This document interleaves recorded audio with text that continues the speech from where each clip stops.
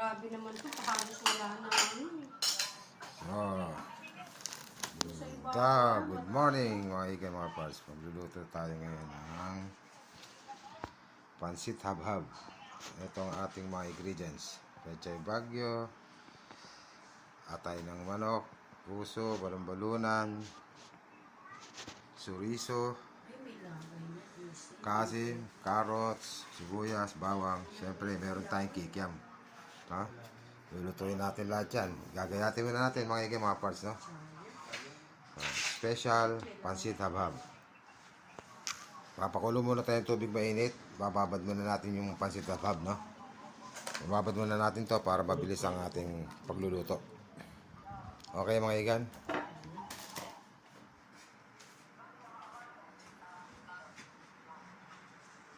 So mga ikan, magigisa na tayo ngayon, no? Na-prepare na natin lahat. Ito. Yan, meron tayo chicken cubes. Yan. Ayan ang masahog kikiam. Soriso de Bilbao. Ayan, sibuyas, onion, kasim, carrots. Saka meron tayong pechay bagyo. Siyempre meron tayong oyster sauce. At siyempre sesame oil, no? Pinakuluan ko na to. Pinakuluan ko na to mga igan. Ang ating pansit habhab, no? Para mabilis ang pagluluto natin. Okay mga igan, umpisahan na natin.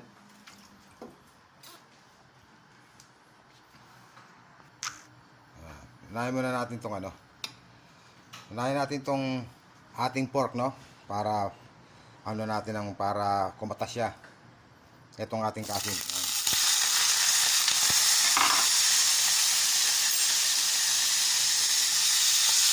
Ayan lang.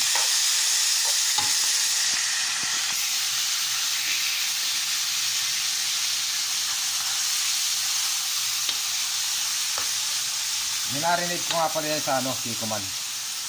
Yan.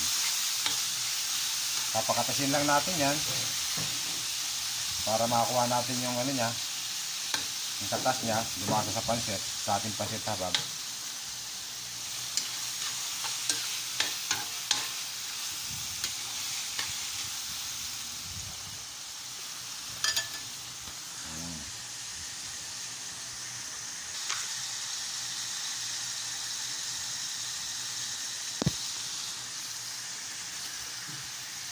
Ayan, pag medyo na siya, ayan, lumalabas na yung katas niya, ayan.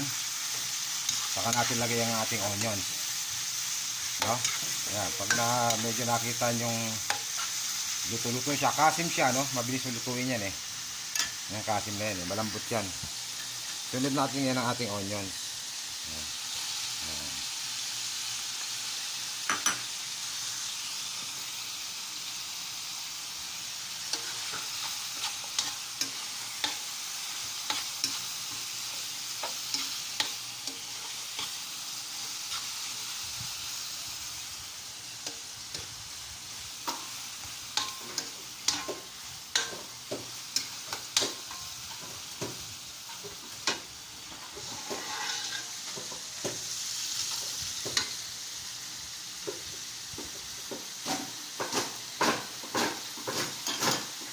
Lagyan na natin ang ating garlic. Itong garlic, tutustayin natin para masarap, maganda yung lasa niya sa pansit habhab.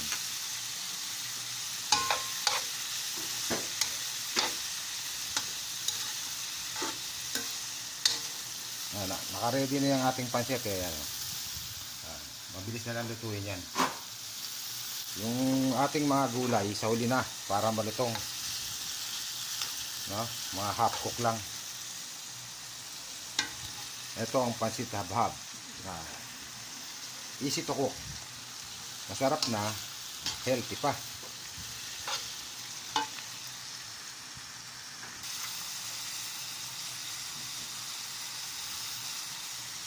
Sunod na natin ang ating suriso. Ayan. Suriso. Lagyan na natin ang ating kikiam.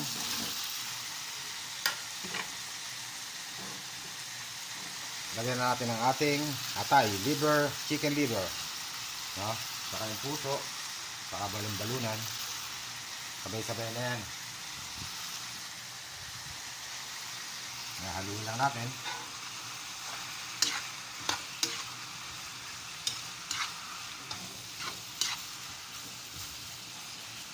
Merong ano yan, chicken cubes.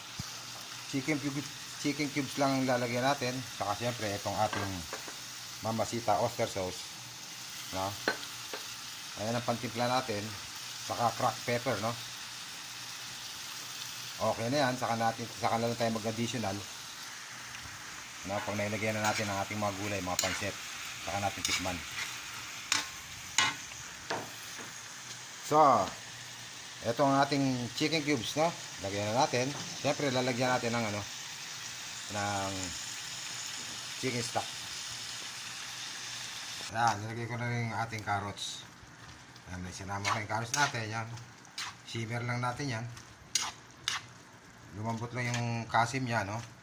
Kasim hindi pwedeng matagal din yan kasi pag nasobran sa kulo ang kasim, matigas. Parang atay din yan, Yan.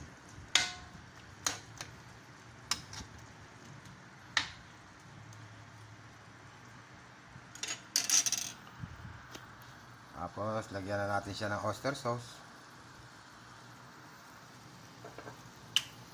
Tansyahin nyo lang muna, no? Yan.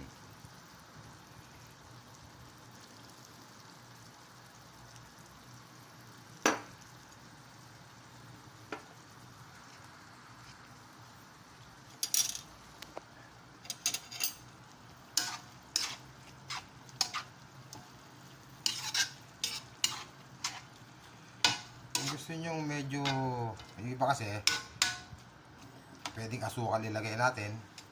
Pwede kayong mag-additional nyo kung gusto nyo mamis-namis. Walang problema ron, nasa inyo yan. Kung ano yung panlasa nyo. Basta miski pa ano, basta masarap. Okay mga igan, mga parts. So, lagyan natin ng pepper. Yan.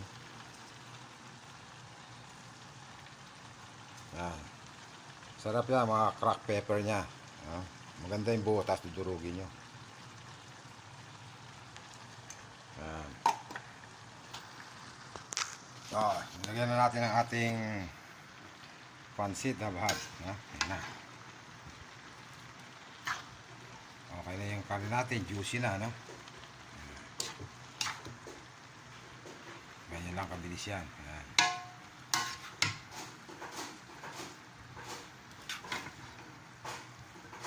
Kaya na kayo, wala akong cameraman, kaya nahihirapan ako .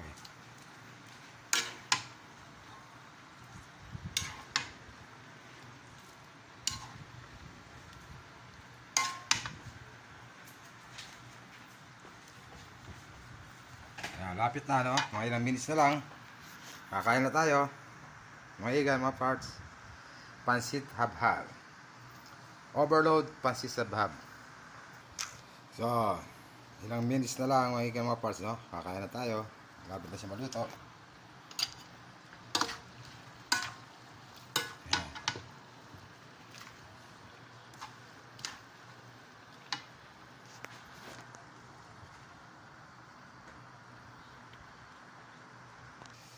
So, mga igan, mga parts, ito na ang ating pansit habhab. Luto na po. So, maraming salamat sa inyong panonood ng aking channel. Yung mga hindi pa po nakapag-subscribe, subscribe na po kayo. And pakishare na lang po. Mabuhay kayo. God bless you all. That's it.